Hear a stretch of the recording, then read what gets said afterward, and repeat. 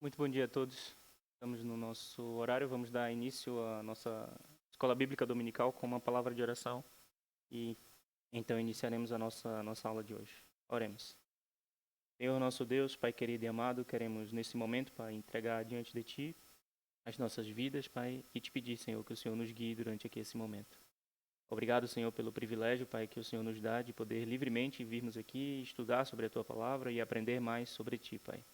Obrigado, Senhor, por essa igreja aqui em Loures, que o Senhor continue a abençoar, continue fazendo com que ela cresça espiritualmente, com que nós aprendemos mais e mais, Pai, sobre a Tua palavra e que possamos aplicar essa palavra em nossas vidas. Ajuda-nos, Pai, dá-nos coragem e força para guardar os Teus mandamentos no nosso coração. Seja conosco durante todo o tempo que estivermos aqui, que tudo que seja falado, feito, seja para a honra e glória do Teu santo nome. Em nome de Jesus. Amém. Como os irmãos já sabem, nós temos estudado o livro de Josué. Temos visto a história das conquistas do povo de Deus na Terra Prometida.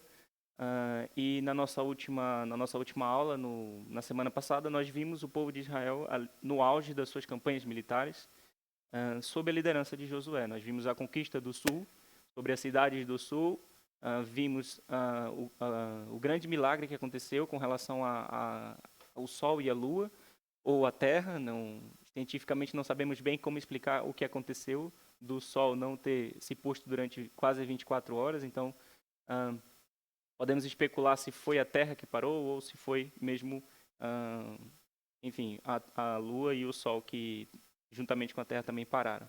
Sabemos que humanamente isso é impossível para nós compreendermos e explicarmos com o conhecimento que nós temos da ciência, mas pela fé nós acreditamos que aquilo realmente aconteceu e promoveu ali a vitória de Josué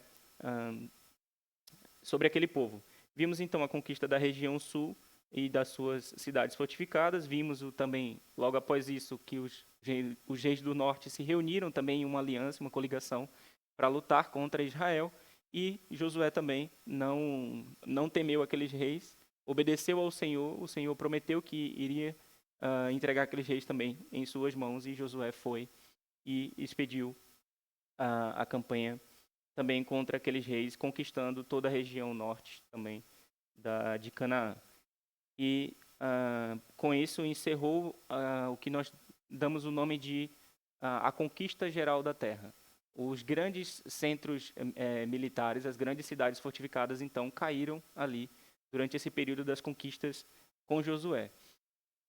Para a lição de hoje, nós vamos passar pelos capítulos 13 até o 17, e vamos ver que vai iniciar aqui, então, a divisão, a distribuição das porções de terra pelo povo de Deus. O texto agora vai fazer uma mudança a narrativa vai ter uma mudança de tom. Nós vamos deixar de ouvir essa proposta de conquista geral e vai haver agora uma conquista mais local, mais tribal, uma responsabilidade mais de cada tribo de ir e conquistar a região a qual recebeu.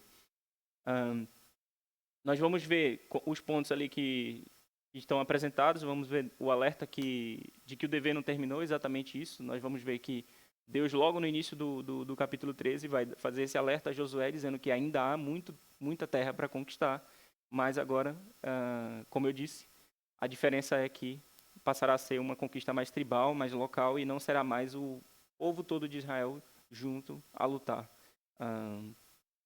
para conquistar a terra. Depois vamos ver aquilo que eu dei o nome de o exemplo inspirador de Caleb, em meio a talvez um histórico em que um povo muito murmurador, que reclamava muito, Caleb se levanta e demonstra-se como um exemplo de liderança, um exemplo de servo de Deus, através da sua fé, através da forma como ele permaneceu firme na promessa do Senhor. Vamos ler logo a seguir também a murmuração dos filhos de José, as duas tribos, Efraim e a tribo de Manassés. Nós vamos ver que há ali uma situação que vai acontecer, que eles vão reclamar da porção de terra que eles receberam, vão reclamar a Josué sobre isso. E por fim, vamos passar ali e ver o último ponto, a semente da desobediência progressiva, que nós vamos ver aqui e o cenário já está começando a se montar para aquilo que nós vamos ver no livro de Juízes. O livro de Juízes é conhecido pelo livro que os israelitas passam a fazer o que querem e deixam de ouvir a voz do Senhor, esquecem-se das promessas de Deus, passam a obedecer, a desobedecer a Deus. E nós vamos ver que aqui já, logo após o final dessa conquista geral, já começa a ter uns indícios de que o povo iria, então, para esse caminho. Então, dando início à nossa lição de hoje, tratando do primeiro ponto da lição, as grandes campanhas, como eu disse, haviam chegado ao fim. Mas o Senhor alerta a Josué que ainda havia muita terra para conquistar. É logo no primeiro versículo do capítulo 13. E diz assim: Era Josué, porém, já idoso, entrando em dias, e disse-lhe o Senhor: Já estás velho, entrando em dias, e ainda muitíssima terra ficou para se possuir, ou para se conquistar. A partir daqui, a estratégia vai mudar, então. A conquista geral da terra, de todo o povo unido, ela vai chegar ao fim e vai dar espaço, então, para a conquista tribal. A terra vai iniciar-se aqui a distribuição da terra, e cada tribo, então, passará a ter a responsabilidade de conquistar a terra que lhe foi distribuída, que lhe foi dada, que lhe foi ofertada como herança. Cada tribo passará a ter a responsabilidade, passará a ter claro que estarão debaixo da liderança ainda de Josué, mas passarão a ter a liderança a sua própria tribo passa a ter uma liderança local dentro da tribo e passa a ter a responsabilidade agora de preservar a promessa do Senhor, preservar a sua fé e continuar obedecendo ao Senhor em meio ali às dificuldades e lutar e conquistar a terra e fazer tudo aquilo o que o Senhor havia ordenado quando eles estivessem na terra prometida. Antes de iniciar a distribuição da terra, nós temos que nos lembrar daquelas 3 tribos que já tinham a sua herança terrena do outro lado do rio. Inicialmente, quando o povo de Deus entra na terra, chega na terra, eles conquistam ali algumas terras do lado oriental do Rio Jordão, e aquelas tribos então pedem para ficar daquele lado. Não sei se os irmãos ainda se lembram, mas Moisés então diz: não, vocês não podem ficar aqui porque ainda há a terra do outro lado para conquistar. Então eles fazem ali um compromisso de que irão enviar seus homens de guerra, todos aqueles que são capazes de lutar, para ajudar os seus irmãos, as outras tribos, a conquistar as outras terras. Então, Deus aqui vai agora confirmar a herança desse povo, vai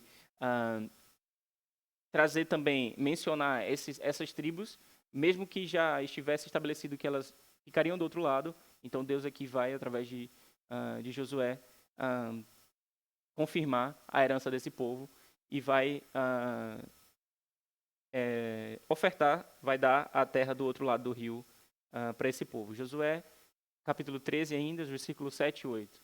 Distribui, pois, agora a terra por herança às 9 tribos e a meia tribo de Manassés.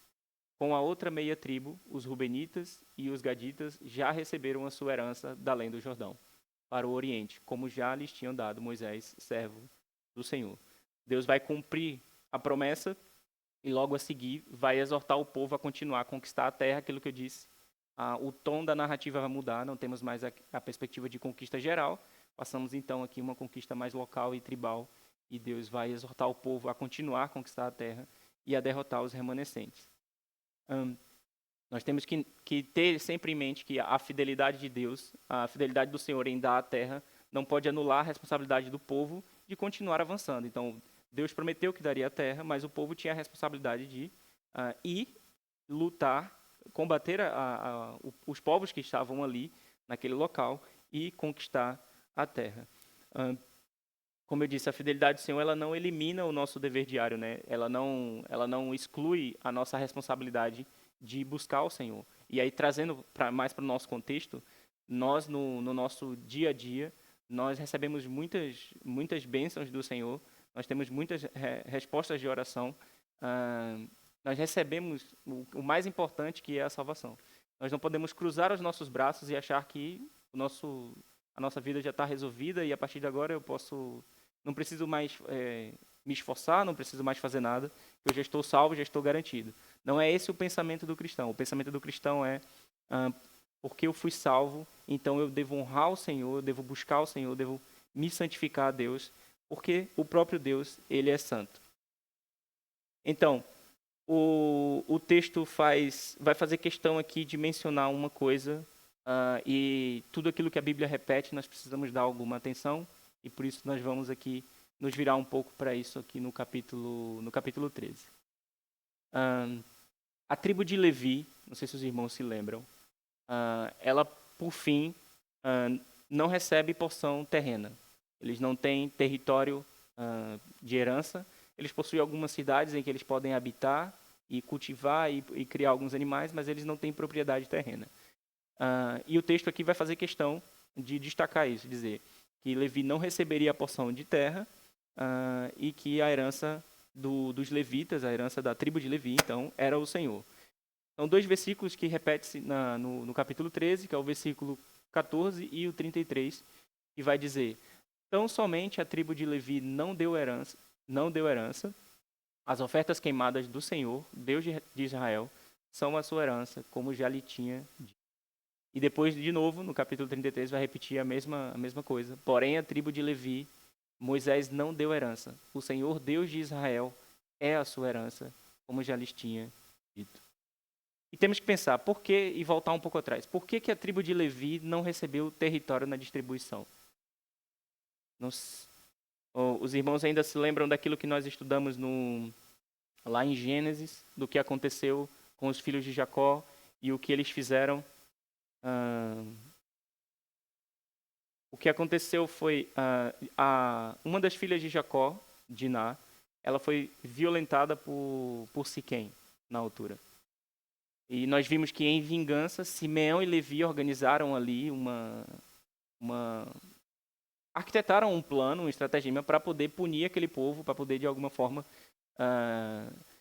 se vingar deles por eles terem feito aquilo com a sua irmã. Nós sabemos que depois o Siquém ele se arrepende, vai até o povo de Israel, pede para se casar com Diná, e eles montam ali uma estratégia, uma armadilha, para poder conseguir se vingar daquele povo.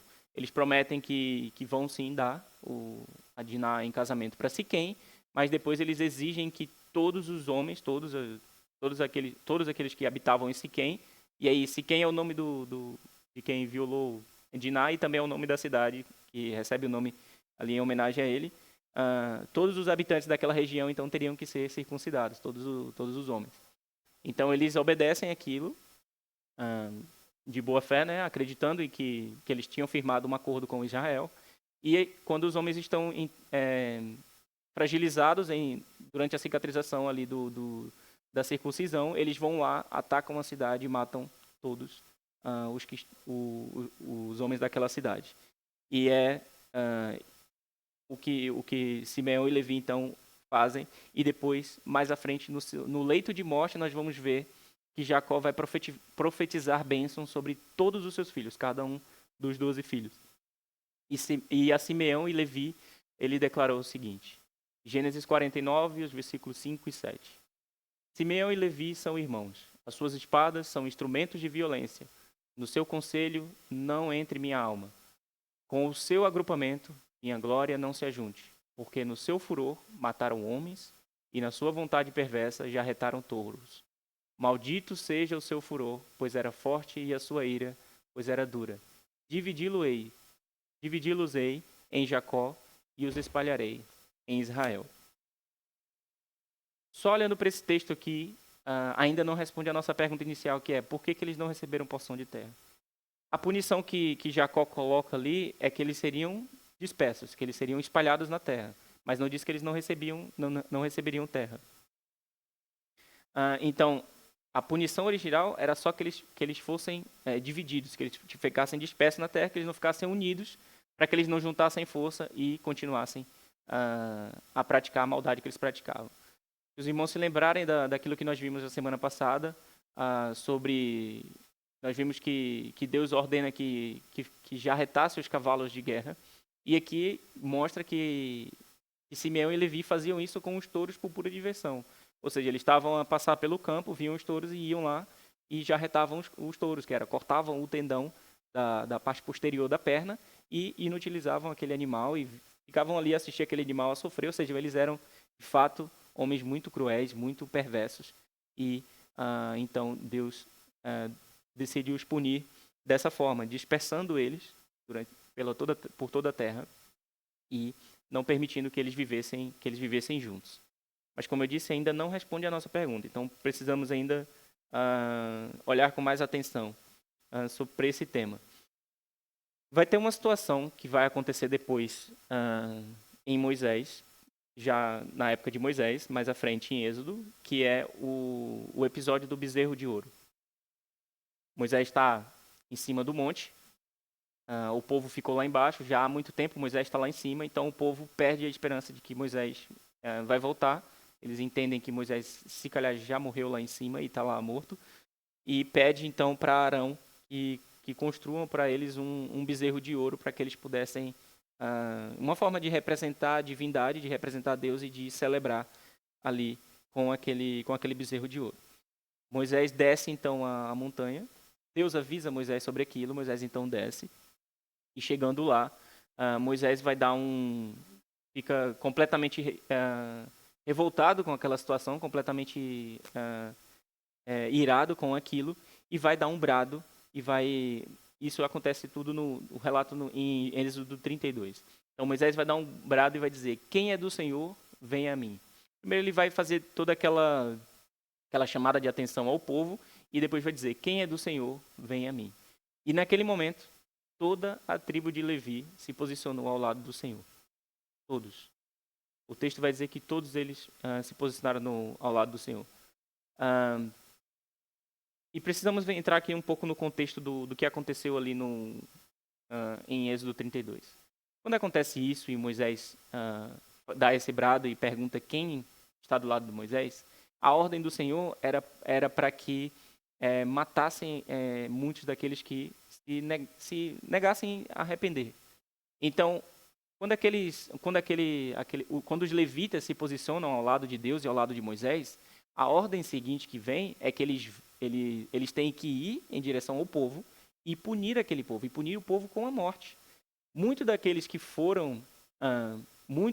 eles puniram eram familiares deles, em certo nível, né? Porque eles eram um povo todo irmão. Então eram primos, eram possivelmente primos, tios, enfim. Eles tiveram que exercer esse juízo, executar esse juízo possivelmente sobre familiares dele.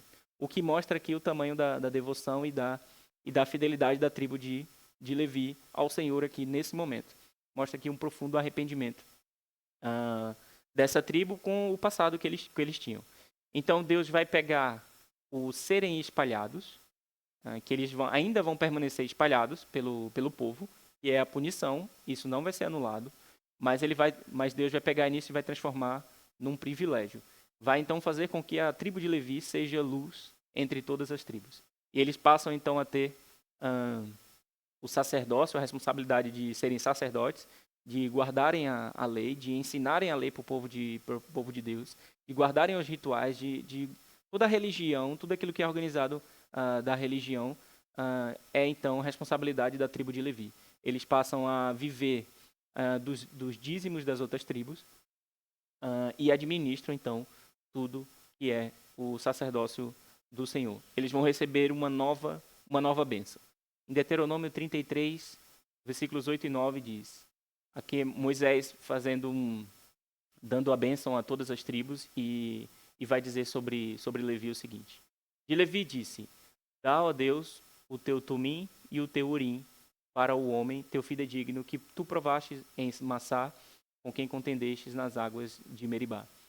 Aquele que disse a seu pai e a sua mãe, nunca os vi, e não conheceu a seus irmãos, e não estimou a seus filhos, pois guardou a tua palavra e observou a tua aliança. O que Moisés quer dizer quando ele faz menção a Massá e Meribá os comentadores vão dizer que pode ser, primeiro, uma menção ao início da caminhada no deserto, o início da peregrinação do deserto, que é a partir de Massá, onde o povo se rebela contra Deus e tem toda aquela situação que eles não querem, eles têm medo de ir conquistar a terra, eles estão a reclamar o tempo inteiro que não tem água, tem uma situação ali em Massá. Deus então diz a Moisés para poder tocar a pedra e dar água a eles. Essa é a primeira situação. Depois em Meribá, já mais à frente, depois de ter passado ali os 40 anos, já no final da peregrinação do deserto, a mesma situação. Eles começam a reclamar que não tem água, que Deus levou-os para aquele lugar para morrer e era melhor que eles tivessem ficado no Egito.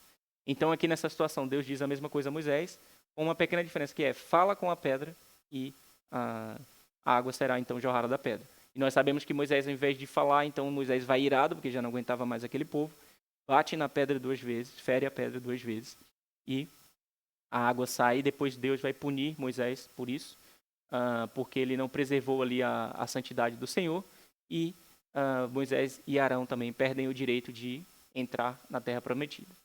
Depois nós vemos no versículo 9, aquele que disse a seu pai e a sua mãe, nunca os vi, é exatamente a referência daquilo que eu falei antes. Muitas das pessoas que eles executaram o juízo naquele momento de Êxodo 32 eram familiares.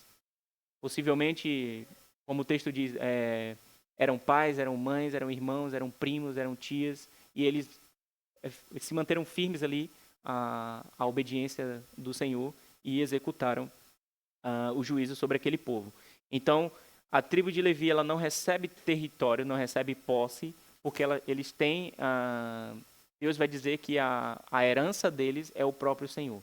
Então, eles recebem o privilégio de guardar a lei no sentido de preservar para que não se perdesse aquele conhecimento e de passar aquele conhecimento de geração em geração. Então, a tradição agora vai ter uma ligeira diferença, né? Vai deixar de estar centralizada em Moisés, vai passar a ter essa organização de sacerdócio, e os levitas, eles recebem essa responsabilidade. Diferentes famílias dentro da tribo de Levi têm diferentes responsabilidades.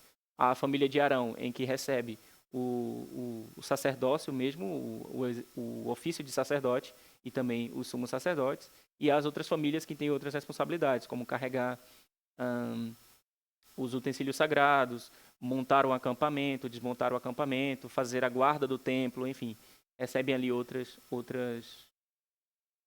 responsabilidades, como eu disse. Então, a tribo de Levi, ela não recebe o território, porque o território, a herança deles era o Senhor. Eles não precisavam de território para explorar e para viver, porque eles tinham já o que era o mais importante, que era o próprio Deus, através da administração ali da religião, de todos os rituais do Senhor, enfim, da leitura da palavra, o ensino da palavra, da execução dos sacrifícios, tudo isso era a responsabilidade da tribo de Levi. Então, eles não precisavam explorar a terra, não precisavam ter esse trabalho de conquistar a terra, porque eles recebiam de todas as outras tribos ali o sustento para poder continuar trabalhando para preservar a palavra do Senhor. Depois disso, vamos passar então para o capítulo 14 agora e vamos ver aquilo que Caleb fez e como o exemplo de Caleb foi importante ali naquele meio, e também como esse exemplo também pode ensinar alguma lição para nós. Caleb, no capítulo 14, ele vai se apresentar diante de Josué para reivindicar a terra de Hebrom. Terra essa que foi prometida por Deus já há muitos anos, através de Moisés, quando eles estavam em Cades Barneia e estavam de frente para a terra, e Moisés envia então os espias para que eles fossem ver a terra e avaliar como era a terra. Eles então regressam, com exceção de Caleb e Josué. Todos os espias dizem que é impossível eles conquistarem aquela terra, porque o povo daquela terra eram muito fortes, as cidades eram fortificadas, eles eram militarmente muito preparados.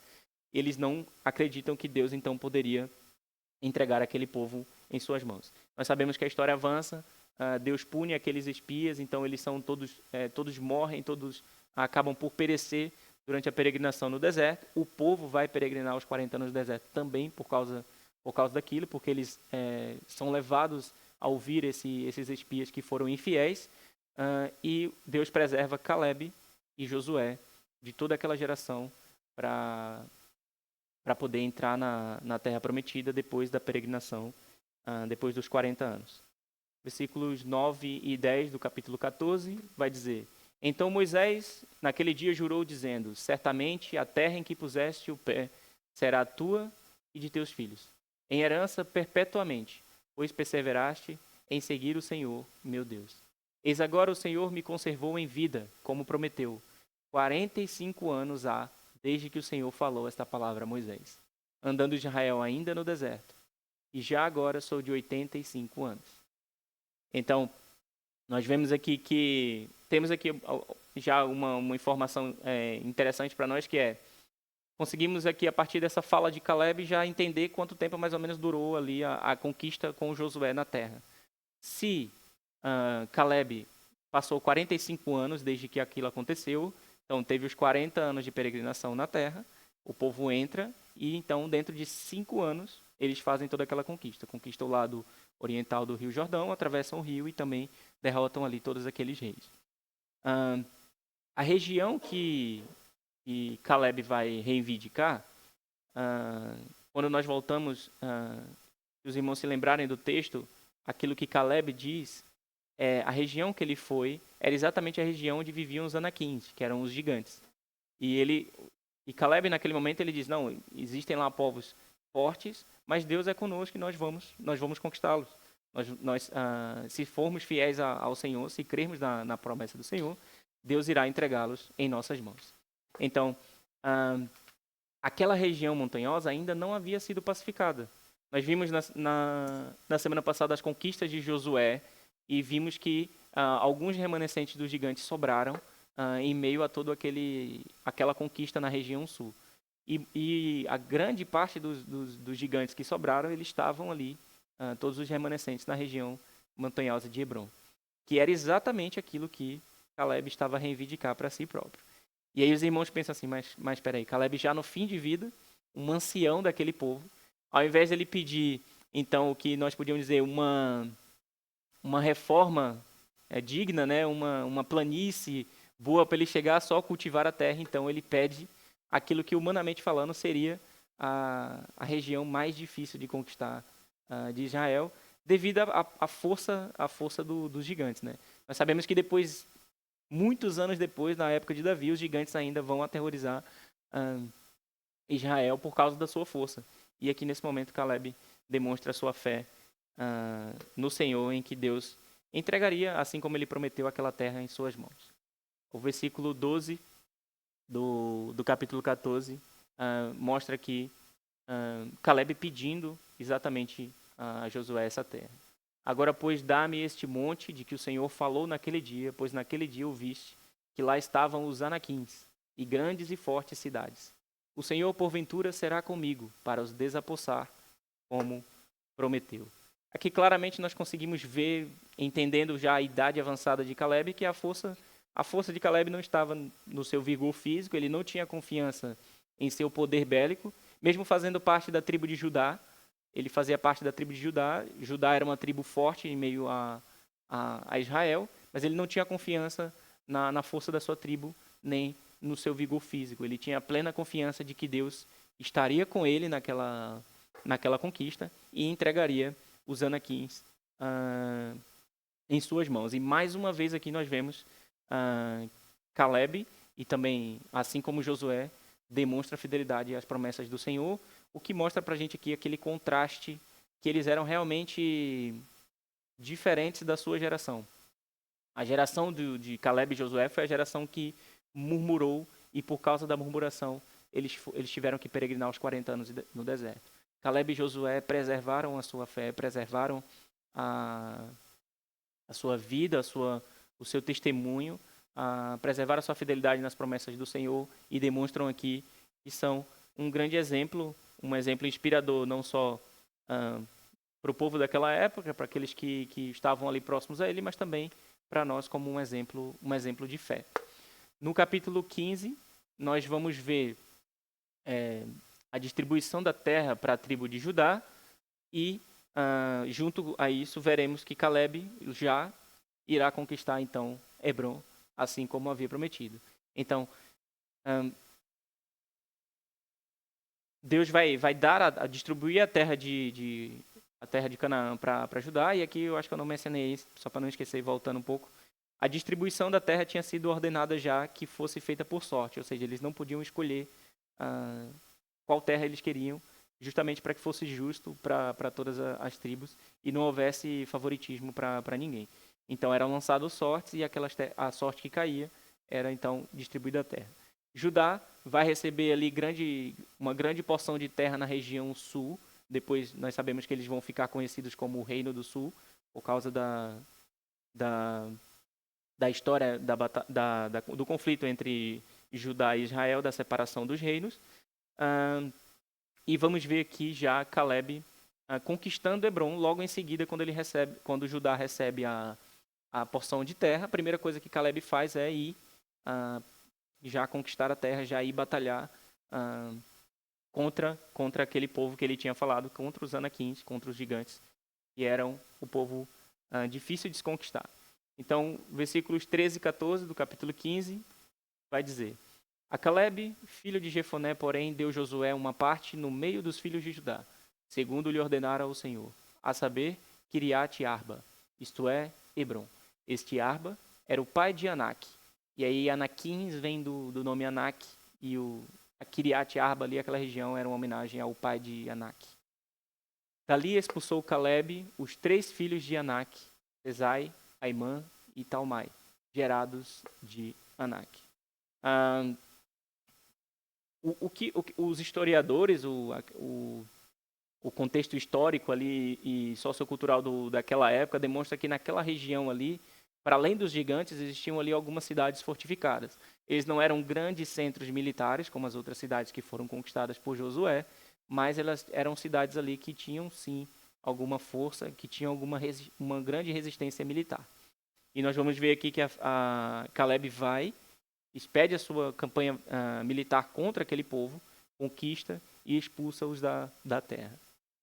A fé de Caleb, então, ela serve para encorajar toda aquela geração, toda a tribo que estava possivelmente sob a liderança dele, a tribo de Judá.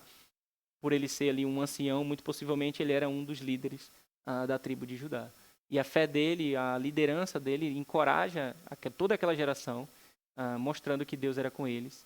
E que se eles tivessem fé nas promessas, se eles permanecessem fiéis às promessas de Deus, eles teriam capacidade também para vencer as batalhas, que eles não precisavam ter medo e poderiam sempre ir em busca daquilo, das promessas do Senhor. Lições para nós aqui desses capítulos do 13 até o 15. Nós vimos aqui nesses capítulos que a fidelidade de Deus ela não elimina a nossa responsabilidade. Vimos isso no capítulo 13, como Deus diz que eles têm que ir e continuar conquistando o resto da terra, mesmo ali recebendo ali a herança terrena. Deus já havia garantido que daria a terra, mas o povo não podia cruzar os braços e esperar sem agir. Então, trazendo para nós aqui, para a nossa vida, tentando tirar uma lição, Deus nos dá a garantia de vitória. Que vitória é essa? A salvação em Cristo Jesus. Mas isso não nos autoriza a cruzarmos os braços, como eu já disse. A vida cristã ela exige empenho, exige fé. E é uma fé contínua, um esforço diligente, diário, em que nós temos que buscar ao Senhor diariamente. Diariamente nós temos que nos quebrantar diante do Senhor, orar a Deus, confessar os nossos pecados e buscar viver em santidade. Outra lição que nós podemos tirar também desse texto é que o nosso maior tesouro é o próprio Deus, assim como foi também para a tribo de Levi. Enquanto todas as outras tribos mediam suas bênçãos pela extensão territorial, por aquilo que eles possuíam de terra em Canaã, Levi recebeu de longe a melhor das heranças, que era o próprio Senhor, como diz o texto. Então, para nós, a nossa maior bênção não são as nossas conquistas aqui, não são os nossos bens materiais, mas o relacionamento de intimidade que nós temos com Deus. É o próprio Deus. O próprio Deus. Quanto mais conhecemos a Deus, mais nós, consequentemente, iremos nos tornar mais submissos a Ele. Nós mais iremos entregar as nossas vidas a Ele.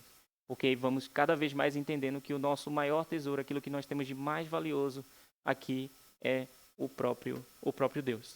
E, por fim, a fé e a dependência que permanece apesar dos desafios. Em toda a Bíblia nós vamos ver esse encorajamento de que nós precisamos perseverar. Nós precisamos perseverar. Na semana passada, na pregação, nós estudamos sobre isso, sobre a perseverança do crente.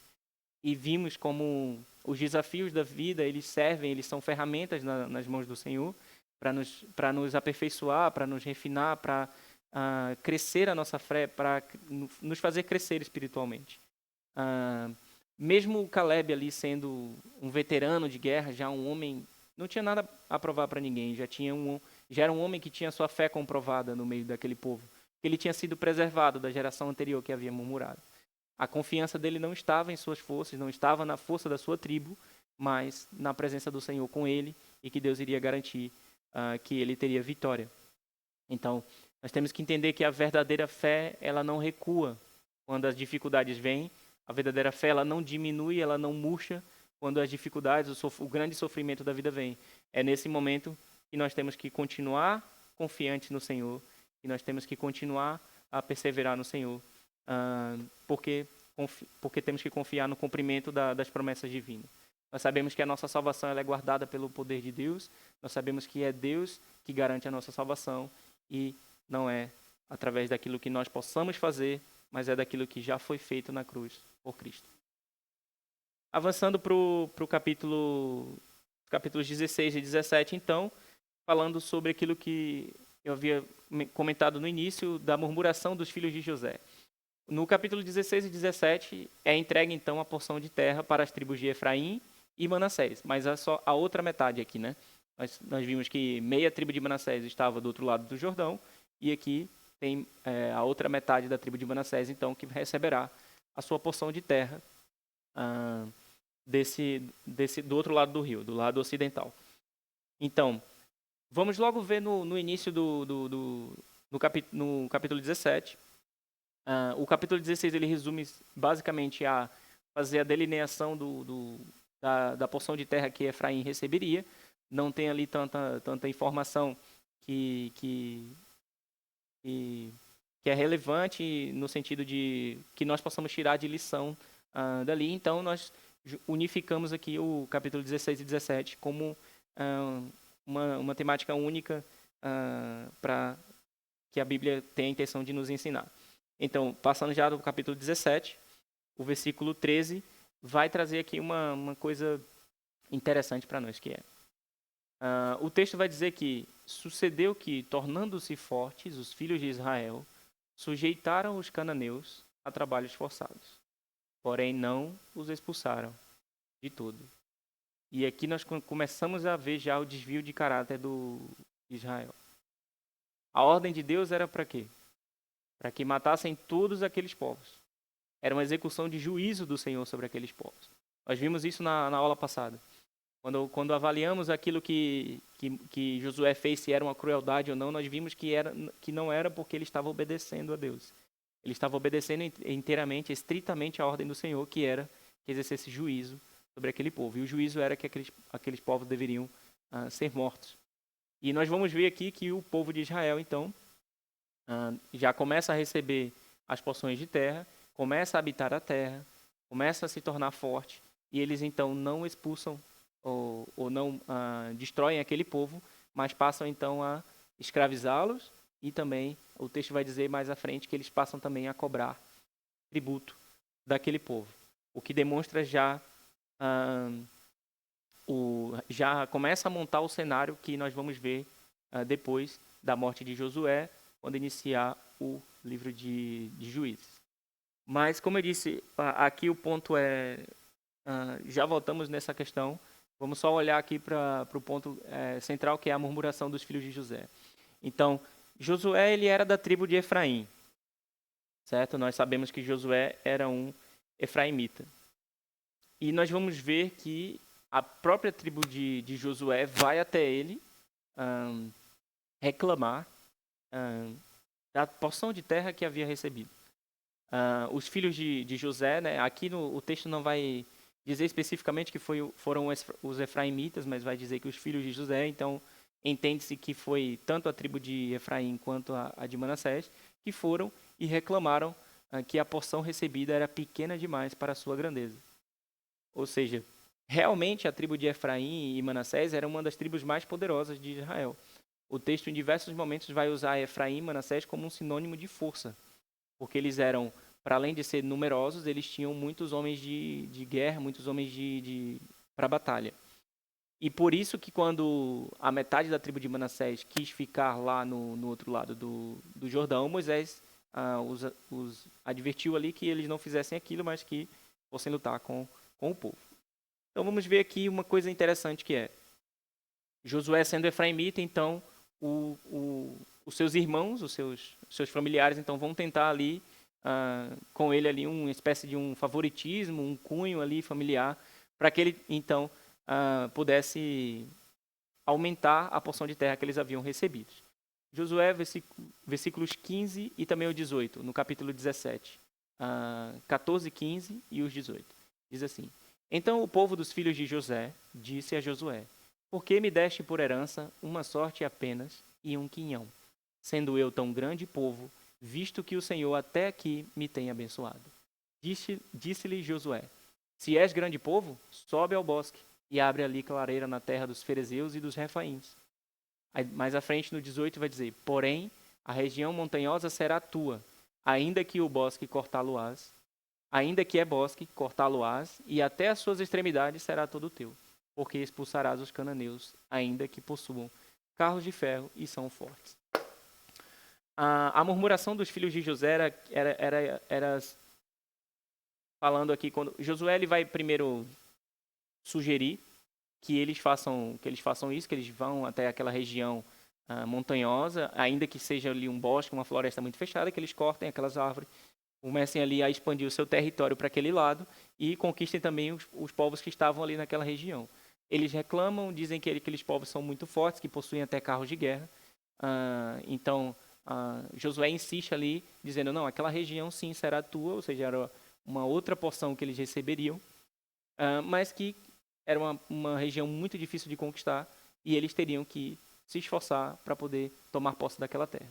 Então, Josué ele não vai ceder ao favoritismo que eles queriam, né, ao nepotismo, a dar o benefício à sua família. Ele vai preservar aqui o seu testemunho, a sua integridade como líder do povo e vai ser imparcial para com os seus familiares. Vamos ver que Josué, ele ao invés dele dar outra porção de terra, ele vai então não só dar outra porção de terra, ele entende que realmente a tribo era muito grande, precisavam de mais espaço, mas o que ele faz? Ele dá uma porção de terra que precisava ser conquistada completamente. Aquela terra ainda não havia sido alcançada pelo povo de Israel. E ele faz aqui a relação, né? Já que vocês são tão grandes, como estão dizendo, são tão poderosos, vão e conquistem aquela terra. Mostrem a sua grandeza conquistando aquela terra, mostrando o seu poder conquistando aquela terra. Ele para além de corrigi-los daquilo que eles estavam a fazer, também os encoraja a se manterem ali fiéis ao Senhor. Como eu disse, aqui são os primeiros indícios do desvio de caráter de Israel, que parecia que havia dado uma trégua durante a conquista que nós vemos sendo liderada por Josué, a conquista geral da terra. Nós vimos muitos momentos ali o povo obedecendo ao Senhor e sendo vitorioso, Mas sempre acontecem essas situações aqui, de que, hora ou outra, há um povo, há alguém específico, como foi na situação de Ai, que peca contra o Senhor e é preciso, então, receber alguma correção, alguma punição do Senhor. Então, como eu disse, voltando àquele ponto do versículo 11, que eu tinha falado que eles, então, não expulsam o povo da terra, mas passam, então, a escravizá-los, passam, então, a darem trabalho forçados a ele. Nós vamos ver aqui essa semente da desobediência progressiva. Eles progressivamente vão começar a desobedecer ao Senhor.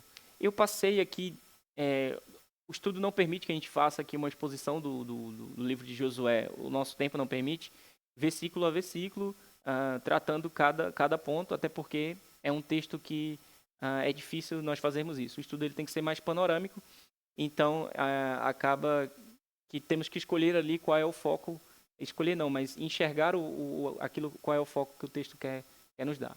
Eu teve aqui alguns detalhes que eu passei de propósito para poder trazer tudo aqui nesse ponto. No capítulo 13, vamos ver que vai iniciar aqui uma série de repetições de versículos muito parecidos. Vai mudar apenas o povo e a tribo.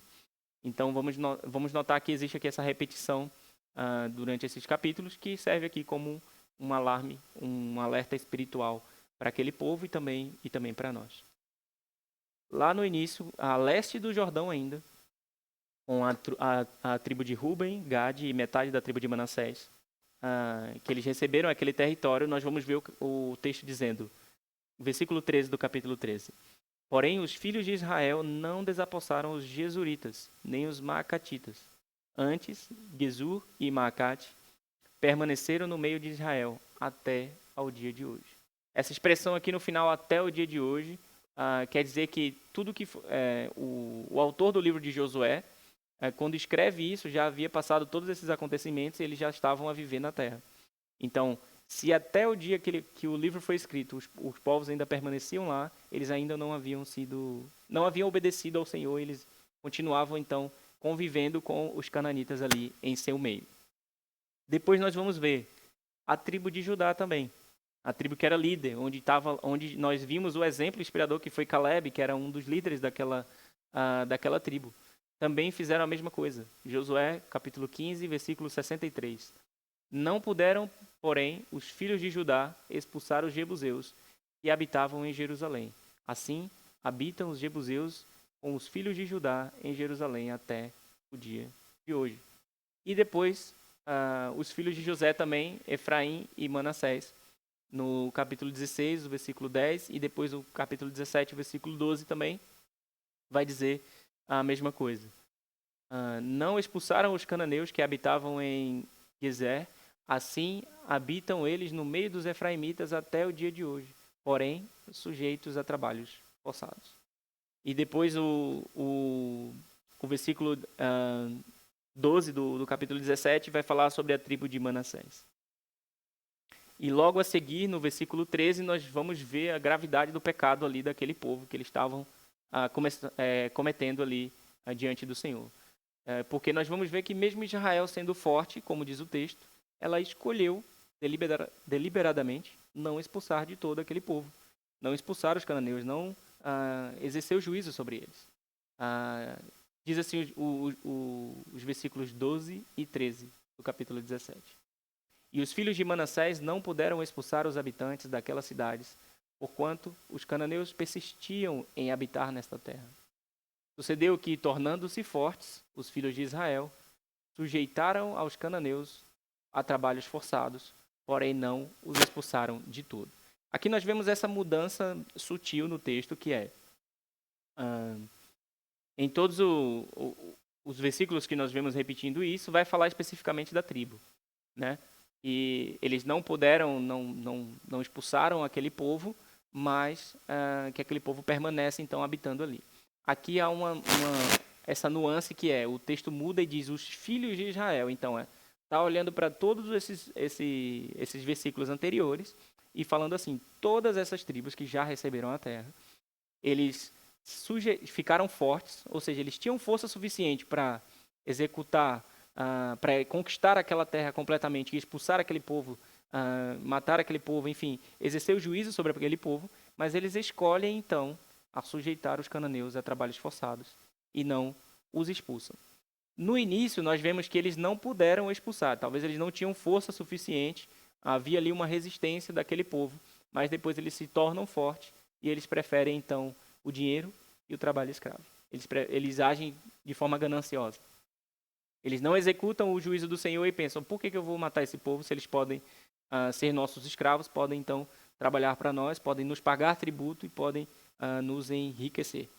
Então, nós vemos aqui que a era caótica, que depois vai ser relatada no livro de Juízes, ela teve as suas raízes plantadas aqui, através dessa desobediência progressiva do povo, que foi aos poucos ali tomando essas concessões, permitindo que aqueles povos vivessem no meio E se nós nos lembrarmos por que Deus tinha dado aquela ordem para que todos aqueles povos fossem exterminados, era exatamente para que Israel fosse preservado santo, para que eles não fossem influenciados pela a iniquidade daquele povo, pela incredulidade daquele povo, para que eles não passassem a adorar os deuses daqueles povos.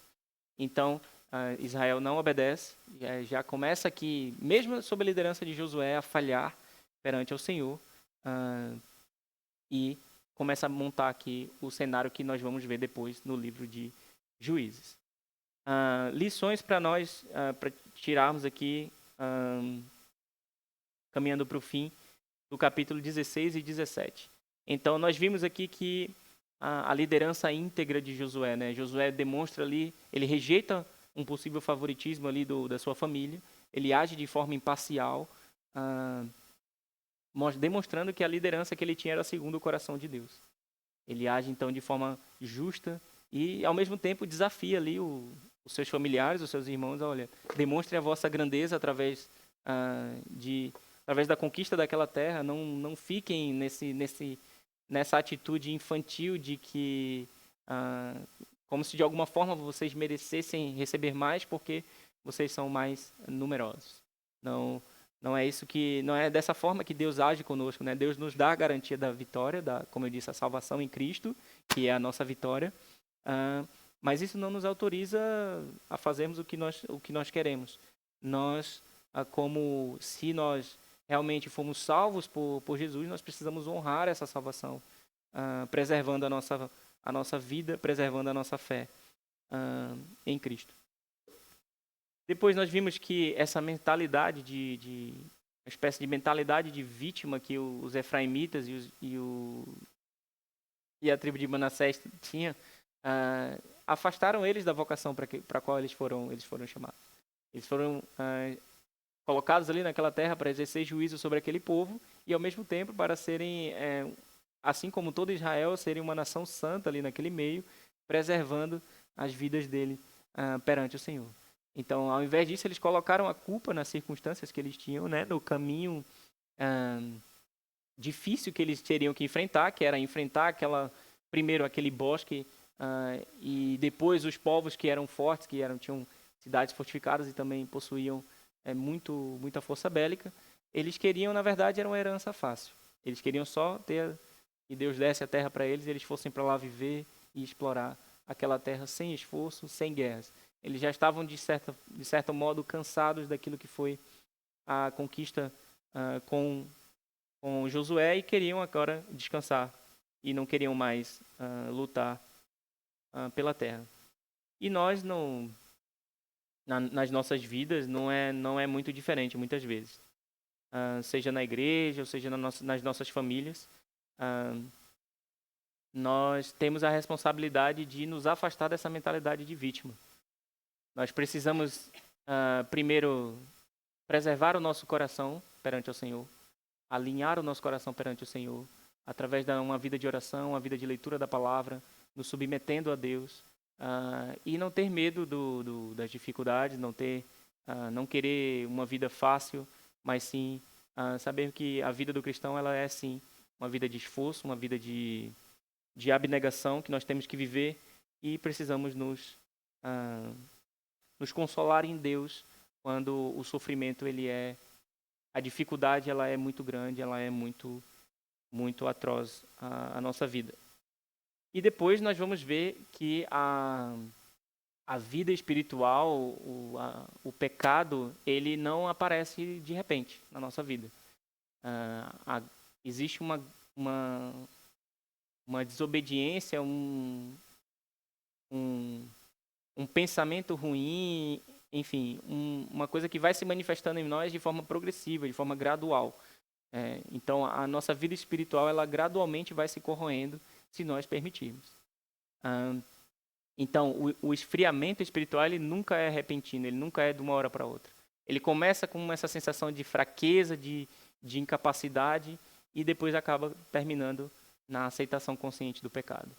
Nós ficamos ali, inicialmente, talvez, nutrindo pensamentos pecaminosos, e isso vai gerar em nós que nós acabemos pecando. A palavra diz que nós É melhor que percamos um olho, uma perna, um braço, uma mão, do que percamos a nossa vida, a nossa herança nos céus. Nós precisamos tratar com rigor esses pequenos traços de desvio do nosso caráter cristão, esses pequenos traços de desobediência na nossa vida diária. Nós precisamos estar atentos, vigilantes à nossa vida e não permitir que isso cresça e se transforme então num pecado e passe então a afetar a nossa comunhão com o Senhor. Sei que foi um pouco aqui, eu acho que acelerado, mas ainda temos 5 minutos. Se alguém tiver alguma pergunta, algum comentário que queira fazer sobre a nossa aula de hoje, sinta-se à vontade.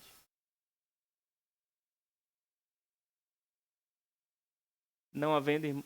Desculpem, o Alípio.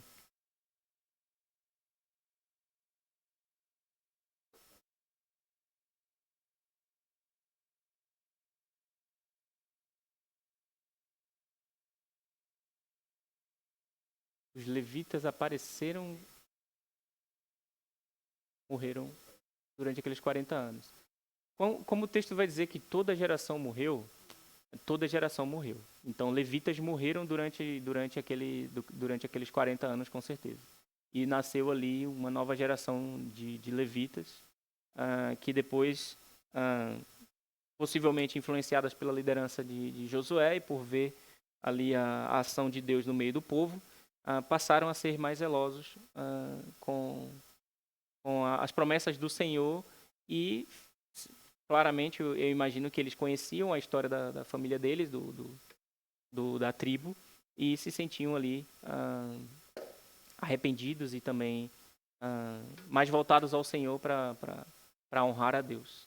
Mas eu não entendi o objetivo, desculpa, eu não entendi o objetivo da pergunta, era só entender se morreram. Sim, morreu. Isso sim, o texto vai dizer que toda geração morreu, né, no deserto, né? Toda aquela geração que murmurou morreu no deserto, incluindo os levitas que também estavam no meio daqueles murmuradores, também morreram. O texto não nos diz quais foram os levitas que foram ou não preservados, isso nós não temos essa informação. Mas muitos levitas também morreram ali. Possivelmente haveriam ali alguns anciãos que eram levitas também que foram preservados pela sua fidelidade a Deus. Mais alguma pergunta, alguma questão? Não havendo, podemos ir então para o nosso tempo de chá. Obrigado.